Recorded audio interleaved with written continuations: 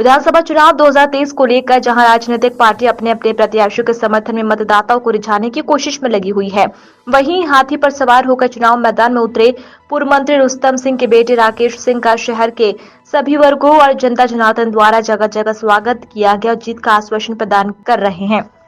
वहीं शहर के खिलाड़ी द्वारा नैनागढ़ रोड पर उनका भव्य स्वागत किया।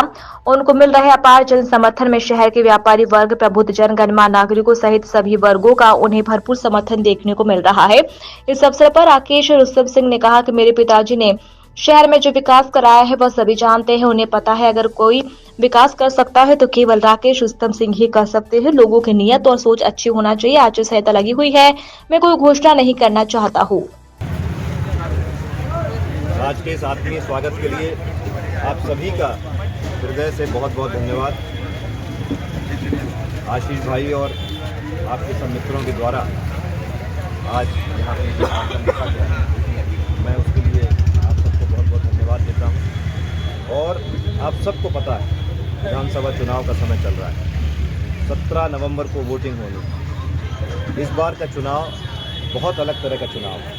हम पूर्व में भी 4 चुनाव लड़ चुके हैं, लेकिन ये चुनाव उन चुनावों से बहुत अलग है। इस बार के चुनाव में हम बहुजन समाज पार्टी से चुनाव लड़ रहे हैं। भारतीय जनता पार्टी कहती है कि हम सर्वे के आधार पर टिकट देते हैं। इतने लोग आप यहाँ पे खड़े हुए हैं, आप बताइए क्या ये टिकट जो बीजेपी का हुआ है सर्वे के आधार पर हुआ है? नहीं हुआ। तो कुछ लोगों ने मिलके ये कोशिश की कि हमको राजनीति से बाहर कर दिया जाए और हमको घर बिठा दिया जाए। लेकिन टिकट डिक्लेयर होने के दूसरे दिन हमारे क्षेत्र से 5-6 हज़ार लोग आए और उन सब ने कहा कि साहब पूरे क्षेत्र की पंच पुकार है, आपको चुनाव लड़ना चाहिए। अगर किसी पार्टी से टिकट नहीं मिलता है तो भले निर्दलीय लड़िए, लेकिन चुनाव लड़िए। तो उन सब के कहने पे, आप सब लोगों की ताकत पे, आप सबके भरोसे पे ये चुनाव हम लड़ रहे हैं। और मुझे भरोसा है इस बात का कि इस चुनाव की जीत आप सबकी जीत होगी।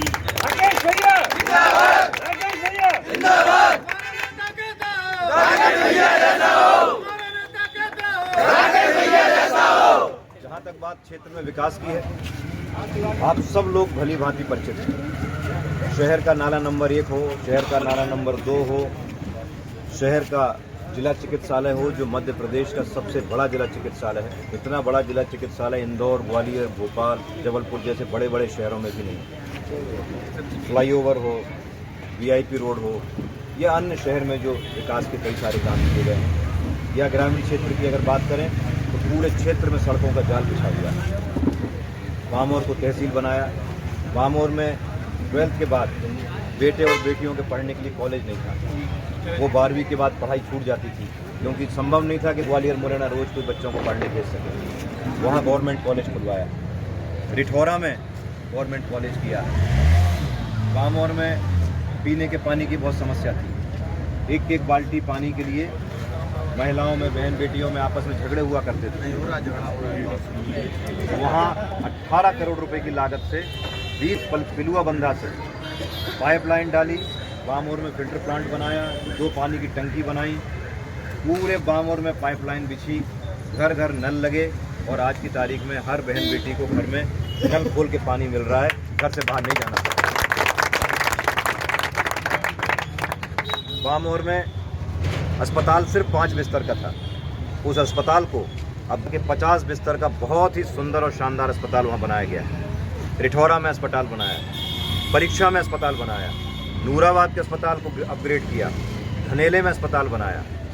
ग्रामीण क्षेत्र में 6 डैम बनाए ताकि पानी संरक्षित हो सके और अंडरग्राउंड वाटर का लेवल बढ़ सके। 6 नए बिजली के सब स्टेशन बनाए ताकि किसानों को भरपूर बिजली मिल सके और सिंचाई में उनको कभी। 12 नए हाई स्कूल बनाए ताकि बच्चे स्कूल की पढ़ाई पूरी कर सकें।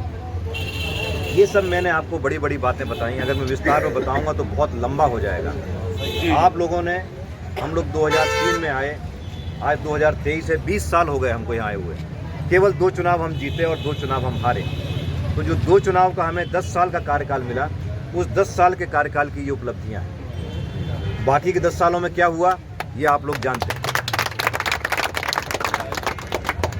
अब जो प्रत्याशी आपके सामने, एक बीजेपी से हैं, एक कांग्रेस से हैं। बीजेपी के प्रत्याशी को जब वो कांग्रेस में थे तो मुरैना की जनता ने उनको विधायक बनाया। 1.5 साल तक कांग्रेस की सरकार रही, वो विधायक थे।